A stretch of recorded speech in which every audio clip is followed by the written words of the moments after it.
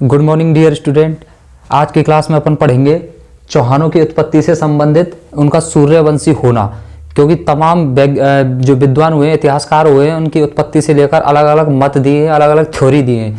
तो दूसरी थ्योरी है सूर्यवंशी होना, यानी बहुत से इतिहासकार ऐसे हुए हैं जिन्होंने चौहानों को सूर्यवंशी माना है कि चौहान है वो सूर्यवंश से संबंधित हैं। तो इनमें सबसे पहला है पृथ्वीराज विजय, ये पुस्तक का नाम है और इसके लेखक हैं जयानक। तो इन्होंने इस उत्पत्ति के संदर्भ में एक अपनी पुस्तक में इस तरीके से उल्लेख किया है कि जब पुष्कर अजमेर में है, तो वहां पर जब ब्रह्मा भगवान ने यज्ञ करने की सोची, तो उस यज्ञ की रक्षा के लिए वहां पर आसुरी प्रवृत्ति के लोग भी थे, राक्षस थे। तो इस यज्ञ की रक्षा के लिए उन्होंने विष्णु भगवान को याद किया कि विष्णु भगवान हमारे लिए कोई ऐसा योद्धा दीजिए, ऐसी कोई सेना दीजिए जिससे कि हमारे इस यज्ञ की रक्षा हो सके। तो उन विष्णु भगवान ने क्या किया कि सूर्य की तरफ वो देखे, विष्णु भगवान सूर्य की तरफ देखे और सूर्य की जो आभा मंडल होता है उससे एक धनुर्धारी का आविर्भाव होता है, यानी एक धनुर्धारी प्रकट होता है और वही धनुर्धारी होता है चाहमान, और इसी चाहमान के वंशज आगे चल के चौहान कहलाए। तो इस तरीके से इस पृथ्वीराज विजय में जयानक ने इस तरीके से उल्लेख किया है और जयानक ने इस चाहमान शब्द की व्याख्या इस तरीके से की है कि चा से मतलब हुआ चाप का, हा से मतलब हुआ हरि, मा से मतलब हुआ मान और ना से मतलब हुआ नय। कहने का तात्पर्य यह हुआ कि जो भगवान हरि ने यानी विष्णु ने जो व्यक्ति प्रकट किया था, जो धनुर्धारी प्रकट किया था, उसने अपने बल से अपने एक राज्य की एक प्रतिष्ठा स्थापित की। इस तरीके से इसका एक अर्थ निकलता है, चा से चाप, हा से हरि, मा से मान और ना से नय। तो देखिए पृथ्वीराज विजय में ये कथानक जो मैंने बताई थी आपको, ये कथानक इसका उल्लेख किया है कि भाई चौहानों की उत्पत्ति इस तरीके से हुई। तो पृथ्वीराज विजय ने दी जयानक में। उसके बाद जो परवर्ती लेखक हुए, उसके बाद के जो लेखक हुए, उन्होंने भी थोड़ी हेर फेर के साथ इसी मत को स्वीकार किया है। और नयन चंद्र सूरी ने हमीर महाकाव्य में, जोधराज ने हमीर रासों में, चंद्रशेखर ने सुरजन चरित्र में, गौरीशंकर हीराचंद ओझा जी ने अपने सिरोही के इतिहास में, और कान्हड़देव प्रबंध इसके लेखक हैं पद्मनाभ।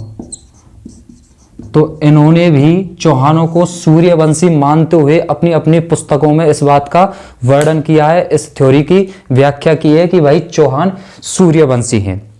Is that clear? तो आपको देखो ये सब लेखक याद रखने हैं और सब इनकी पुस्तक याद रखनी है। यहाँ से दो काम होंगे, एक तो आपको ये होगा कि सूर्यवंशी इन्हें लेखकों ने माना है और अपनी पुस्तकों में माना है, लेकिन जब हम राजस्थान की भाषा एवं साहित्य पढ़ेंगे तो वहां पे भी इन पुस्तकों का उल्लेख होगा, इन लेखकों का उल्लेख होगा। यहीं से पूछ लेता है, बताइए पृथ्वीराज विजय किसकी पुस्तक है? जयानक की। हमीर महाकाव्य किसने लिखा? नयन चंद्र सूरी ने। कान्हड़देव प्रबंध किसने लिखा? पद्मनाभ ने। तो एक पंथ दो काज, ये हिस्ट्री, जियोग्राफी, कल्चर, ये सारे इंटरलिंक होते हैं एक दूसरे से। तो देखो साहित्य को पढ़ेंगे हम कला एवं संस्कृति में, वहां पर पढ़ते हैं इसको, और यहाँ से हिस्ट्री से ये लिंक हो रहा है। तो इस तरीके से आपको पुस्तक और ये राइटर याद रखने की कौन कौन से लेखकों ने सूर्यवंशी माना है, इतिहासकारों ने सूर्यवंशी माना है, और इनके स्रोत लिखने हैं आपको कि कौन कौन सी इनकी पुस्तक हैं। Is that clear?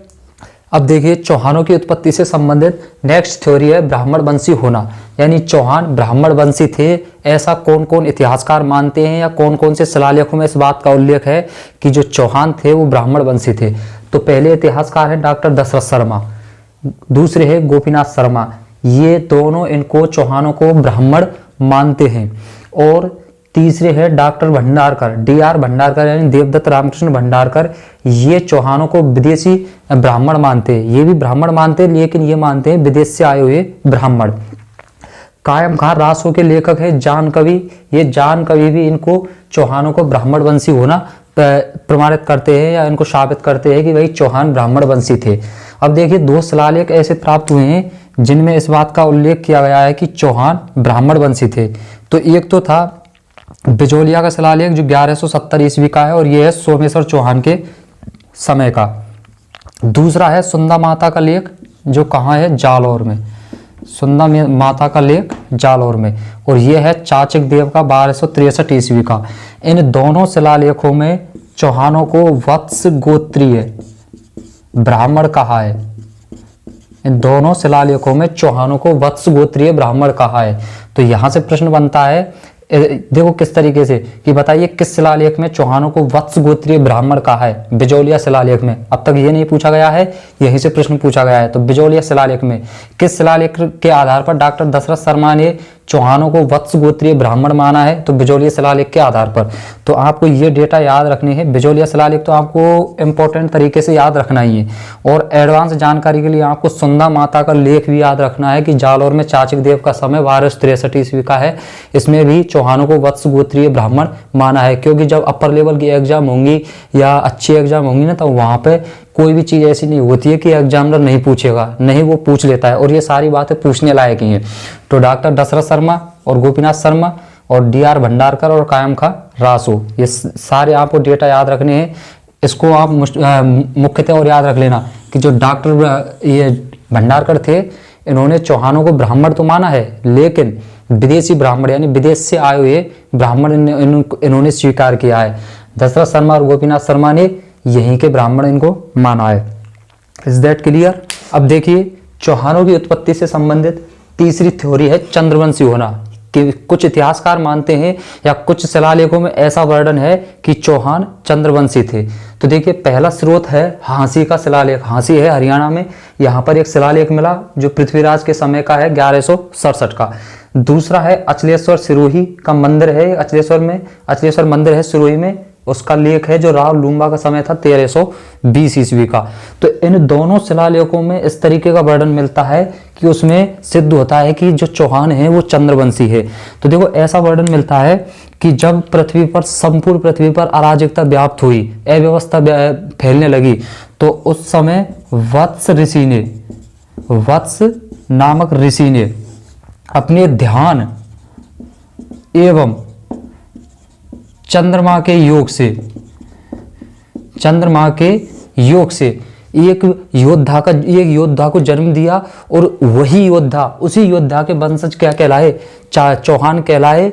और चंद्रवंशी होना उनका सिद्ध होता है, प्रमाणित होता है कि हाँ भाई, ये जो है चौहान है वो किस वंश से संबंधित हैं? चंद्रवंश से संबंधित हैं। तो इस तरीके से चंद्रवंशी होना इनका प्रमाणित होता है।